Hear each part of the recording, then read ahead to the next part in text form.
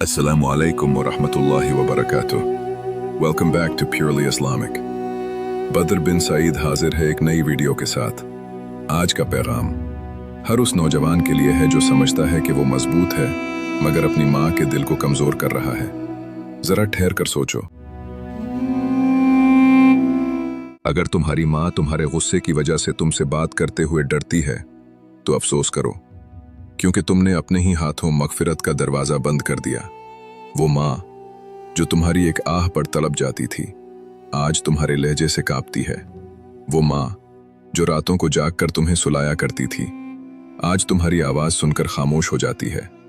ये उसकी कमजोरी नहीं, ये तुम्हारी सख्ती है।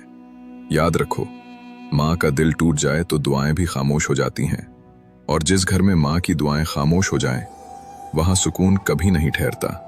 आज ही फैसला करो, अपने लहजे में नरमी लाओ, अपने रवैये में मोहब्बत लाओ, क्योंकि जन्नत माँ के कदमों तले है और जन्नत तक जाने वाला रास्ता माँ के दिल से होकर गुजरता है।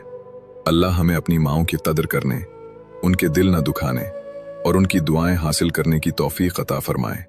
आमीन।